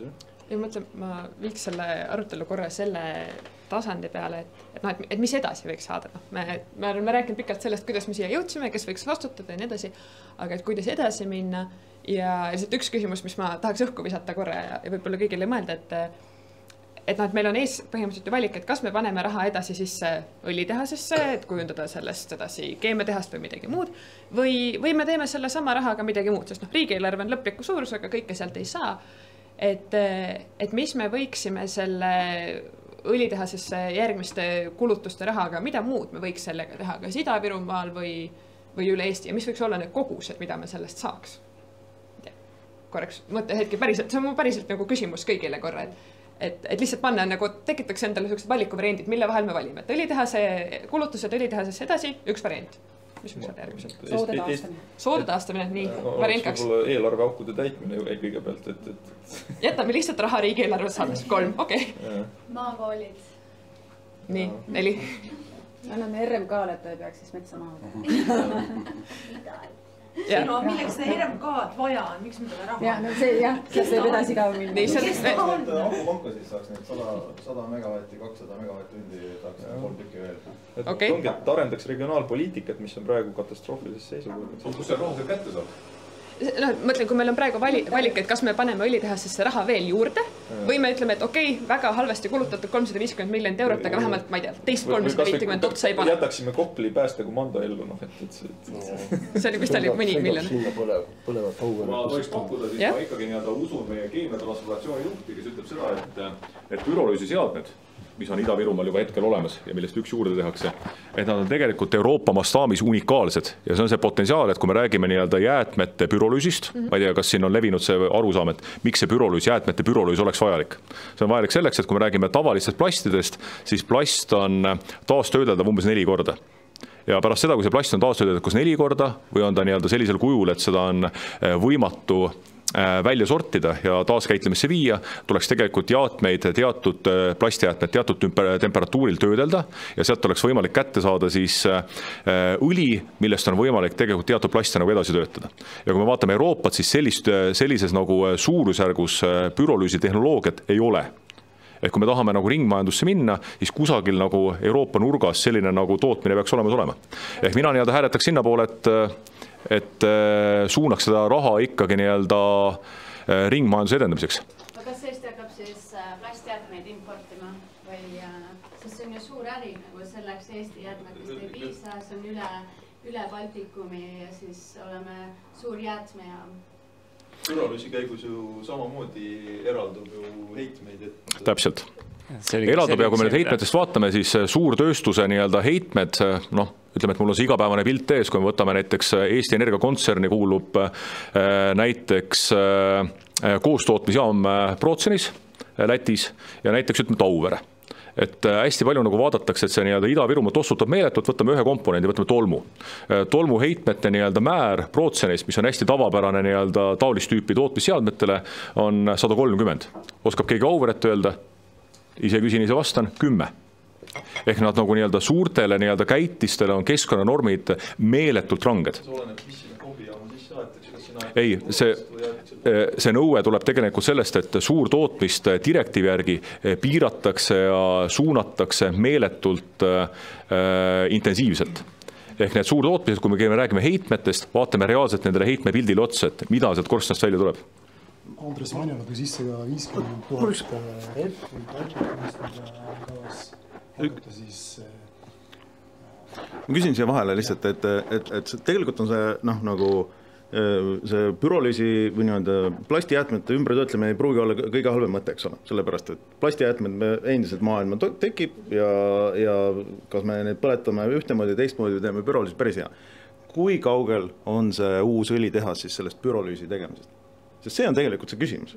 Sellepärast, et jah, et millegipärast meil on vaja seda 15 aastast sammu sinna vahele, et me peame põlevkivi põletama. Miks meil seda, ja tähendab, miks meil on seda 15 aastast sammu sinna vahele? Miks me ei saa teha kohe seda pürolüüsi tehast? Tõenäoliselt on hea et mul on silmi avanud see, et ma olen töötanud mitmetes erikohtades. Ma olen töötanud riiklikus looduskaitsekeskuses, Keskkonnaagentuuris, Keskkonnaametis, Eesti Energias. Ja kõik need küljed annavad suhteliselt hea pildi sellest, et kuidas Eestis asjaajamine käib. Ja mida ma enne välja tõin, plastikatseks, selleks, et me saaks kas või näpu otsateid plasti pürolüüsi seadmisse panna, on käinud kirjavahetus Keskkonnaametis nüüd 2 aastat. Alati on, ütleme, et ametnikul on ka hirm. Ja tõenäoliselt me ühel hetkel jõuame sinna, et me selle katselova saame ja siis katsete käigus me saame teada, et mis on esialgsed tulemused ja kuidas seda projekti edasi arendada. Kui me räägime tootmisvalmidusest, siis tegelikult tootmisvalmidus on praegu olemas. Üks, mis on see konks seal pürolüüsi seadmete puhul, et peab olema soojuskandja. Soojuskandja on siis, see on huvitav detail. See on huvitav detail. Ja see on huvitav detail ja mis ta on? See on see, milleks on põlevkivis vaja siis. Täpselt, jah. Andke plaan meile, siis räägime edasi. Kas pürolüüsi käigus siis luuakse mingid reaktoplastid, mingid graanulid, mis siis lähevad plastitööstusesse? Põnev teema, et tõenäoliselt ma pakun, et kui näiteks see sama teema, pürolüüs, plastipürolüüs ja see keemiatööstuse areng on see, mis võiks olla fookuses, siis selleks äkki võikski teha selle ühe mingisuguse eraldi teema ka keskkonnaversioonidega. Kas ma võin vahepeal 9-aastane otsustaja Villem ütles Kertu sinu küsimuse vastuseks, kes kõige kiiremini lõpetab, saab 50 eurot. Lõpetab saastamise siis. Ma tahaks veits minna avaliku huvi peale, et me oleme rääkinud sellest riiklikust huvist, mis on väga tugev, et ja ehitame lõpuni. See on keskkonnaühendused, mis ütlevad, et halb plaan, lõpetame ära, aga mis te olete tajunud, mis on avalik huvi ja kuidas nagu, mida rahvas tahab ja kas rahvas üldse saab aru, mis toimub? Ma arvan, see tuleb ka see küsimus, et mis asi see üldse avalik huvi on, selles mõttes, et millena me seda mõistame, et kelle huvi mingi on. Arvamusena õlitehasest, et mida siis selle... Avalik huvi, avalik arvamus, ma arvan, natuke teine asi, sest et õiguse mõttes see mõttes nagu, kus ma ütlen, avalik huvi ei ole lihtsalt see, et keegi arvab, et mingi asi oleks tore, vaid see läheb natuke rohkem sinna, et mis on kellegi kas mingi vajadused või mingid õigused või midagi seda sorti. Aga mis on avalik arvamus õlitehase kohta, ma arvan, et siin on ka see, et ühelt poolt ongi see juba kulutatud raha argument on hästi tugev. Teiseks sellega kaasnev suur keskkonnamõju on tugev argument. Kolmandaks palju räägitakse vajadusest luua Ida-Virumaale häid tasuvaid töökohti, mille vastu minu teada ka mitte ükski keskkonnaühendus mitte grammigi kuidagi ei ole. Ja mis on veel mingid põhilised argumendid või asjad, mida välja tuuakse? No ma arvan, et väga suur osa inimestest ei tea üldse, mis see põlevkivi on ja see on nii silma alt ära neil on ju, et nad ei ole võib-olla Tuhamägigi näinud veel vähem seal Auveres toimuvat. Nad ei tea seda ulatust. Ma ütlen see sama küsimus, mis ma sisseastuses esitasin, et mul ei ole olnud aega süveneda, et palun öelge, milline, aga nüüd teile ka, kas meil oleks olnud endal kasu sellest toodangust, mis sealt oleks need 15 aastat tulnud, mis teie ütlete? No ma kardan, et siit tuleb siuke müügijutt nüüd kõikidest ka. Võib-olla seda saab pärast arutada snäki laua taga. Ma muretsen ka. Teine küsimus, et inimesed mõistaks mastaapi, et ma olen ka seotud on selle Estonia kaevandusega ja siis ongi see, et siis härra Eesti Energiast kindlalt teab, kui suur on pindalalt Estonia kaevandus. Ja aga Indrek, oota ära sega vahele. Rahvas! Küsimus lihtsalt, et inimesed lihtsalt mõistaks, mis on tegelikult kaevandust. Estonia kaevandus on üks kaevandus paljudest. No kaevanduse pindala sa saad vaadata. Ei, aga lihtsalt küsimus, et võrreldes näiteks Tallinnaga, et mis on Estonia kaevanduse pindala võrreldes Tallinnaga? Ma lähen võtan kohvi, et mida segada, aga ma ütlen, et rahvas ei saanud aru, kas seda saab ise kasutada. Et kas see päästab neid hädast? Estonia kaevandus on pindalalt suht koht sama suur kui terve Tallinn. Et siis me räägime nagu kaevanduste suurustest, et inimesed mõistaks neid mastaape. Et ta ei ole mingi väokaevandus, kuigi mis tundub ka nagu Tallinnaga võrreldes suht suur, aga Estonia kaevandus on täpselt sama suur kui Tallinn. Et siis me räägime nagu mastaapidest. Et ma arvan, et tavaline Eesti inimene, ta teab, et põlevkivist saab elektrit. Ja võib-olla see õliteema on üldse tema jaoks tundmatu maa, et sest niikuinii see läheb ekspordiks 99, ma ei tea, mitu protsenti. Et tavaline eestlane ei puutu sellega kokku, see on lihtsalt nagu siis keskkonnaühendused, kes teavad selle nagu keskkonnamõju, ei ole leidnud ühtegi keskkonnaühendust, kes oleks väga poolt või kes ütleks, et see on see nende rohevisioon, on ju, et teeme Eestis siis nagu plasti ümbertöötlusriigi, kus me jätkuvalt ei tea isegi, mis sealt korstnast siis välja tuleb, kui see plasti hakkab põletama, on ju. See on üks asi, mille kohta jällegi, kas siis ei ole veel andmed või neid ei avalikustata, on ju. Andres Vainul rääkis, kas oli 50 000 tonnist autorehvidest, mis Baltikumis tekib, või siis üles läks hakkama. No sinna pürolüüsi saab visata igast asju siis. Suuri mure seda palju, võtame sama rehvi teema, mis rehvide peamine mure on, mis ta arvate? See avalikkust huvitab täna ikkagi õlitehas ja kas see tuleb või ei tule. Samasse, aga ütleme, et põhimure on mis tsinkoksiid. Palju peaks olema tsinkoksiidi rehvis? Moderaator, appi. Appi, lõpetame. Räägime avalikust huvist. Kui sa küsid, et kas tuleks homme nagu rahva hääletus on ju, siis paljud jaoks on täiesti võõras teema. Osad ütlevad, et aga see ongi meie riigi nagu rahakassa on ju, sealt see kõik meie tulu tuleb, millega õpetajate palka tõsta, mida iganes on ju. Nad ei tea seda, et põlevkivitööstus saab nagu riigid otseid ja kaudselt toetusi palju rohkem, kui need sisse toovad. Aga pealtvaates tundub jube tore äri. Aga ja kui sa sellest nagu lähtuvalt küsid, inimesed ütlevad, jätkame sellega, et see on Eesti must kuld. Aga kes rohkem teab sellest, see on, kui sa oled ise selles sektoris sees, siis sa oled väga poolt ilmselt. Kui sa oled sektorist väljas, siis sa oled ikkagi vastu. ja ma arvan, et veel selle avaliku huviga on ka see, et kui me räägime, et millega täita riigikassat, kus saada raha, siis kõiksuguste tasuvusarvutustega puhul on ju hästi oluline vaadata, et mida me võtame eelduseks, milliseid kulusid me arvestame, milliseid kulusid me ei arvesta, mille peale me väga ei mõtle, jätame need ühiskonna kanda, sest et see, et kui me kulu peale ei mõtle, see ei jäta seda olemata, see lihtsalt jaotub kogu ühiskonna kanda laiemalt, et kui näiteks õlitehase puhul, kui see hakkab õli tootma, kui mitte võtta arvesse seda kulu, mis sellest tekib, kui see kliimamuutuseid põhjustab, siis näeb see arvutus välja ühtemoodi. Kui see võtta arvesse, näeb see välja teistmoodi. Ja ma arvan, see ka tegelikult nagu laiem ühiskondlik küsimus, et milliseid majandustegevuse kulusid me võtame arvesse, kui me konkreetse majandustegevuse üle mõtleme ja analüüsime, kas see on tasuv ja millised kulud me lihtsalt pigistame silma kinni, kustutame Exceli tabelist ära ja siis tuleb see arvutus teistmoodi kokku. Et ma ei ole siin see, kes ütleb, et mis on õige või mis on vale, aga lihtsalt on teatavad kulud, eelkõige keskkonnakulud, mida me lihtsalt praeguses majandussüsteemis ei arvesta sisse. Ja kui enne kõlas siin, et Eesti Energial on plaan ja sellega on tehtud riskianalüüsid, siis Eesti Energia riskianalüüsid on täna küll natukene naljakas asi, millega nagu uhkustada, sest ka see uus õlitehas oli riskianalüüsid läbinud ja kenasti on ja nüüd ta seisab. Ja kui rääkida põlevkivisektori inimestega, nad sageli on väga pimedad nende riskide osas, mis võivad tulla, et CO2 hind on ju. Nemad ütlevad, me ei näe, et see muutus. Laksti, läks läbi lae on ju, pidi panema elektritootmise mõneks ajaks kinni.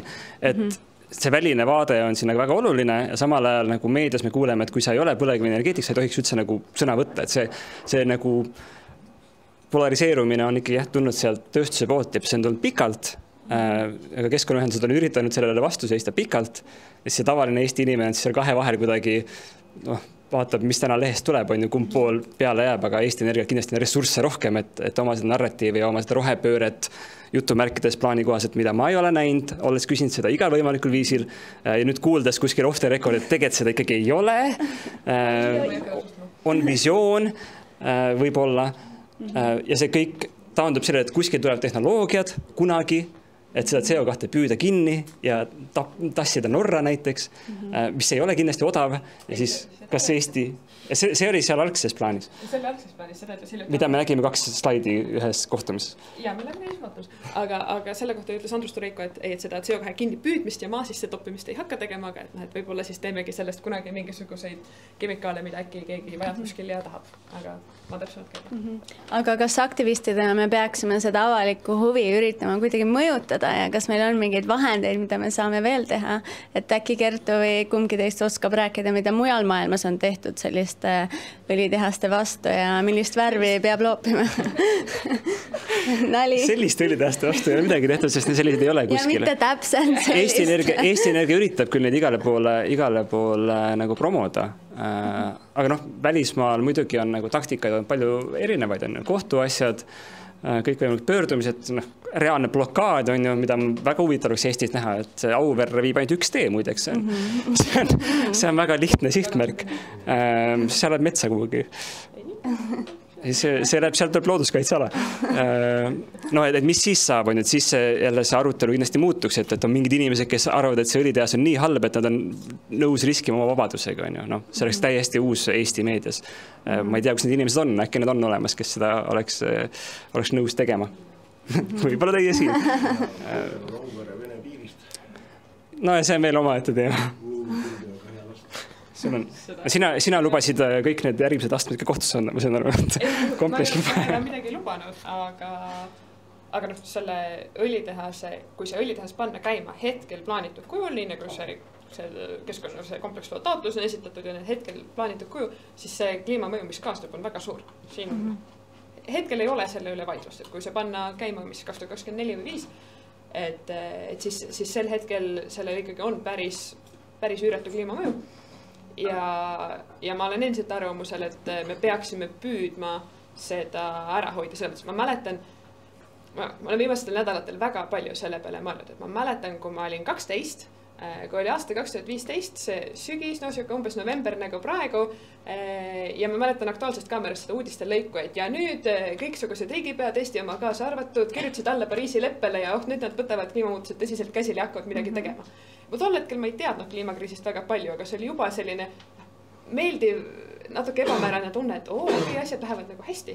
Ja nüüd me oleme 8 aastat hiljem siin, riigipead saavad kohe varsti jälle kokku, emissioonid tõusevad ja Eesti avab uut õlitehast. Et see nagu ei ole päris see koht, kus me peaksime olema. Kas meil on praegu arusaam, et Eesti Energia emissioonid hakkavad tõusma? Ei, ma öelnud, et Eesti Energia, Eesti... fakt on see, et kui talv tuleb külm, siis nad tõusevad. Ja teine asi on see, et Eesti avab praegu uut õlitehast. Kui me seda õlitehast ei avaks, siis selle õlitehase heidet ei tekiks. Meil tekiksid ikka igasugused muud meil oleks igasugused muud heiteallikad ja me peame nende kõigiga tegelema ka. Vahet pole, kas me õlitehasega tegeleme või mitte. Aga lihtsalt õlitehas on praegu uus, väga suur, üks väga suur, väga konkreetne, väga suur heiteallikas. Ja ma arvan, et siin see avalik narratiiv tulebki pöörata sinna, et tuua välja, mis asjad on lihtsalt juhtunud ja mis asjad on sisiliku töö tulemused, et kui Eesti Energia näiteks väidab, et nad on vähendanud oma heitmeid siin aastate jooksul 50%. Ja siis enne seda veel 50%, et see kõik on tegelikult tulenenud sellest, et esimesel juhul lagunes Nõukogude Liit, heitmed kukkusid, teisel juhul CO2 hind hästi kõrgeks, heitmed kukkusid, et Eesti Energia on ise üritanud ära hoida seda, vähemalt seda teist on ju, et nad üritanud lobistada, et CO2 hind oleks hästi madal, aga see läks kõrgeks ja siis heitmed kukkusid hoolimata sellest, et nad üritasid seda ära hoida. Ja nad ise nüüd müüvad seda kui nende suurt töö tulemust ja siis Eesti rahvas arvab ka, et Eesti Energia on väga tubli. Et seda rääkida õigete sõnadega asjadest. Siis võib-olla ka see avalik arusaam läheb selgemaks. Kas keegi siit tahab midagi öelda? Soovite? Võib ka inglise keeles. Aga ma nii kaua küsin seda, et jah, et kohtusse minek on alati see viimane ülekõrs, ei ole mingisugune ma tõusen üles ja mõtlen, et täna võiks kohtusse kaevata kedagi, et ma olen ise Tallinna linna 3 korda kohtusse kaevanud avalike huvide kaitsmise nimel, mitte isiklikult on ju, vaid siis seltsinguga. Aga samal ajal on ju FFF ja kõik tegid Eesti esimese kliimakaebuse halleluuja sellele, et selles mõttes, et meie valitsus ei suuda kliimaeesmärke täita, vaid kogu aeg langeb tagasi ja küsimus Kertu süües kasvab isu mõnes mõttes ka on ju. Mul ei ole küll isu kohtusse minna. Ma tean, aga mis on need järgmised potentsiaalsed kliimakaebused Eestis? See on väga hea küsimus. Selles mõttes, et kuna meil on neid Eestis olnud enam-vähem täpselt üks, jah, meil on olnud veel paar kohtuasju, kus Riigikohus niimoodi paari sõnaga ütleb midagi väikest kliimamuutuste kohta, aga sellist põhjalikku käsitlust on meil olnud täpselt üks, siis meil on nii palju kaardistamata territooriumi. Meil on, ja see on, kohtuasjad ei ole ju kogu muust ühiskondlikust elust ja arutelust kuidagi eraldi, vaid nad on sellega tihedalt seotud. Ja ka näiteks kliimakaebuste puhul tegelikult üle maailma on näha, et üks selline tüüp kliimakaebusid, mida palju esitatakse, ongi see, et heidetakse riigile ette, et selle riigi kliimaeesmärgid on ebapiisavad, et inimeste põhiõiguseid kaitsta praegu ja tulevikus. Ja väga sageli kohtud rahuldavad selliseid kaebuseid, sest nad tõesti leiavad, et see konkreetne riik teeb liiga vähe. Ja sellel sageli on selline mõju, et ta muudab kogu selle kliimapoliitika arutelu palju vähem poliitiliseks, kui ta enne on. Et muidu on see, et on just ka mõni erakond on see, kes tahab karmimaid kliimaeesmärke ja teine erakond on see, kes tahab teha vähem. Ja siis ühel hetkel, kui ütleb konkreetse riigi ülemkohus, et meie seadusandlus ütleb, et need ja need kliimaeesmärgid on ebapiisavad ja tõesti tuleb kaitsta inimeste põhiõiguseid kliimamuutuste tagajärgede eest või ka näiteks selle eest, et mingi põlvkond ühel hetkel peaks ülikiiresti väga palju pingutama, et kliimamuutuseid leevendada, et see oleks ka liiga koormav neile. Et siis see muudab kogu selle arutelu palju vähem poliitiliseks, et siis ei saa enam vaielda, et mina nõustun Riigikohtuga ja mina ei nõustu, sest et nii kaua, kui meil on õigusriik, siis üldiselt me peaksime, siis me peame tegema muuhulgas nii, nagu ka Riigikohus mingit seadust parasjagu tõlgendab.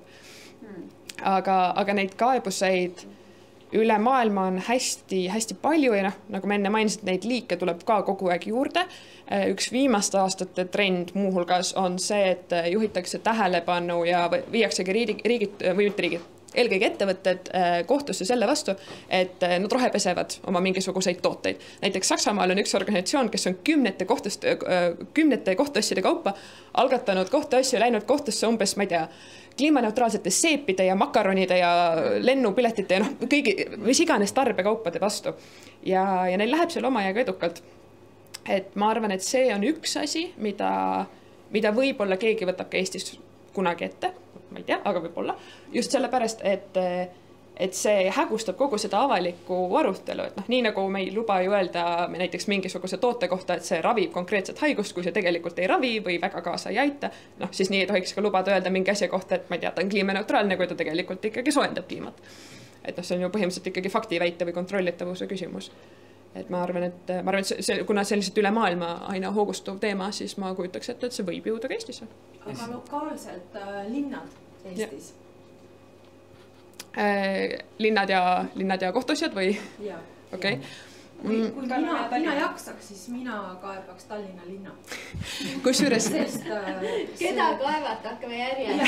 Ega siin oli veel näiteid, siis linnad siin täna selleks, et ma ütlen noored, see on teie töö, palun see Tallinna.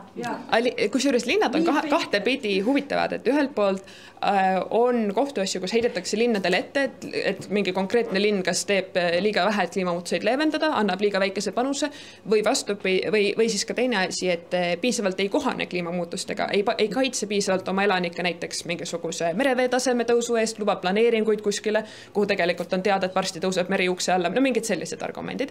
See on üks pool. Teine pool on see, et linnad ise lähevad riikide vastu kohtusse sellepärast, et riik teeb liiga vähe, et kliimamuutuseid leevendada või et kliimamuutustega kohaneda ja siis see linn ja selle elanikud satuvad ohtu ja see linn ei suuda ise kaitsta ja ta heidabki riigile, et riik peaks rohkem tegema. Nii et seal on selliseid kahte sorti asju. Muuhulgas praegu üks Prantsusmaa linnapea on Euroopa Inimõiguste kohtus natuke sarnase teemaga. Ma ütlen kohe ära, et me hakkame vaikselt lõpetama, mõelge enda viimased küsimused valmis ja meil on veel küsimusi, nii et vaikselt. Ma ei tea, kas on. Ma ei pea seda kätte võtma. Tulles tagasi lihtsalt selle tavainimese tasandile, et mis te arvate, et kuidas saaks näiteks ajakirjanduse fookust nendele teemadele, või ma ei tea, kuidas siis või et nemad sellele, et laiemalt ka paneks suure tähelepanu alla. Milline on meile küsimus? Ma arvan, et Eesti Energiat võib-olla saab kuidagi kohtusse, mitte Eesti Energiat, vaid see juba kaevati, Eesti Rahvusringhäälingut. Saab ka kohtusse kaevata, sest neil on nagu mingisugune seadus, mida nad peavad jälgima, kus nad peavad hästi keskkonna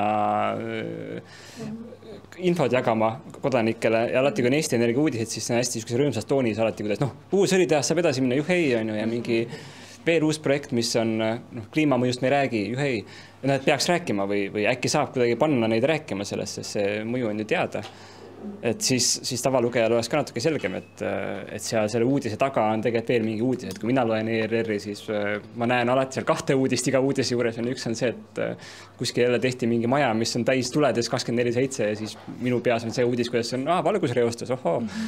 Ja võib-olla peaks Eesti Energia eelarves olema selline teadlikkuse tõstmise protsent, et kui me teeme... Eesti Energia on keskkonnapäev ja kõik muud head asjad. Jah, aga siis, et päriselt... Ei, kurat. Okei. Selle žanri nimi on visualiseeritud pressiteade, mida me kohtame AK-s eriti regulaarse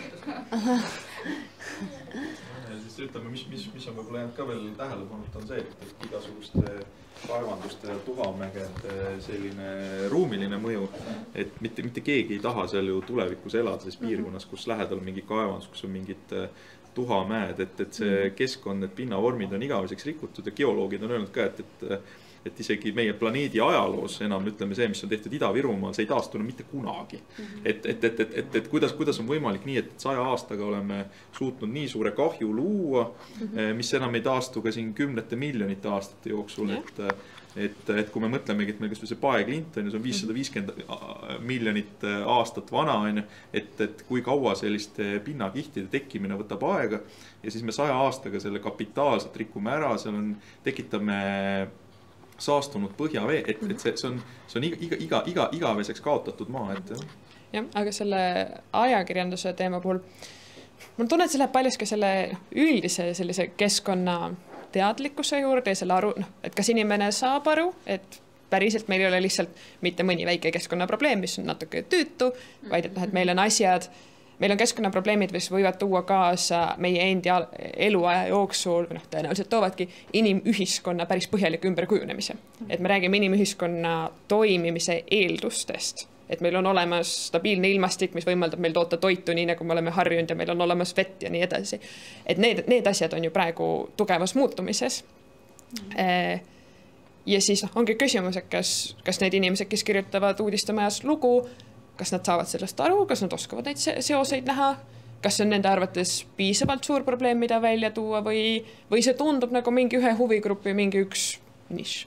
Et ma arvan, et see ongi paljuski see küsimus. Praegu seda ebamäärasust on palju ja selle tõttu on ka neid arvamusi palju.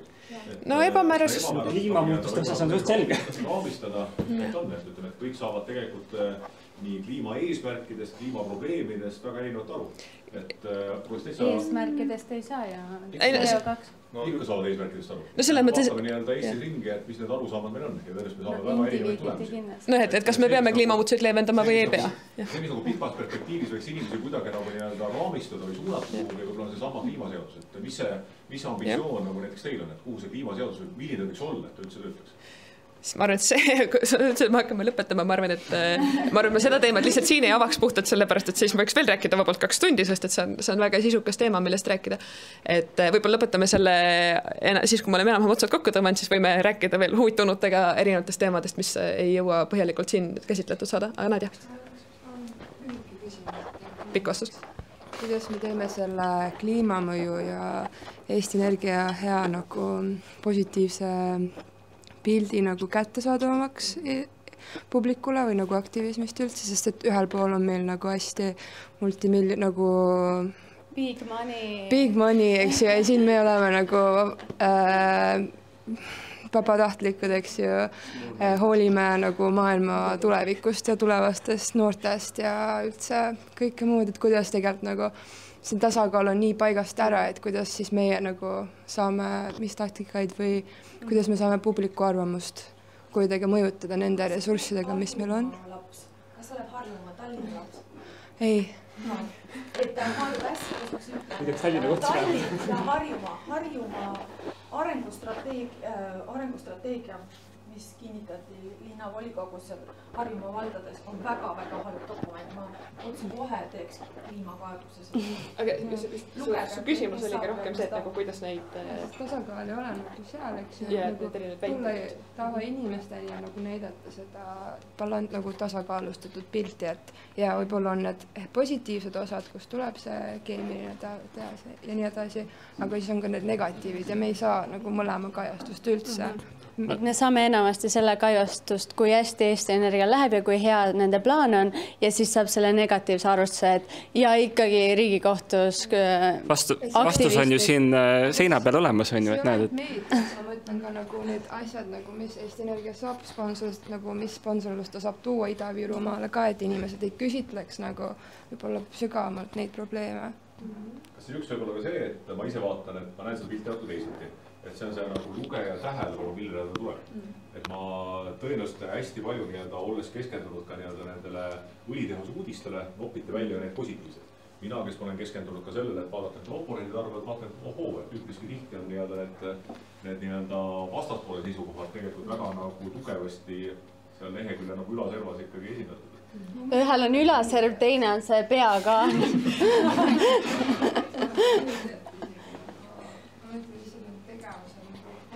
Kogukondades näiteks Eesti Energia, ma ei tea, kas need on hiljuti, aga enne koroonat olid suured sponsorid nagu seal jooksmises, mis see nime on? Tervisesport? Mitte tervisesport, aga maraton, jooksmaraton on üks suuri sponsor. Aha, et nad sponsoreerivad teiega asju, et sponsoreerige keskkonnaaktivist. Eesti Energiast terviseradadel annab iga aasta 15 000. Kas see nüüd suur või väike raha? Aga mina olen vabatahtlik, kes on pidanud Tallinnas võitlema sellepärast, et terviserajad luuakse läbi rohealade ja naturaalade koguni. Ja sama sihtasutus Eesti Terviserajad võttis eelmine aasta ju Nõmme Mustal maastikukaitsealal, mis on suuresti Natura ala 800 mängima. Me planeerime järgmist, juba näeme kohtuvaidlust, väga hea, ühinege meiega, aga me hakkame vaikselt lõpetama täna siin, kas äkki teie soovite mingi lõpupaugu panna? Midagi positiivset.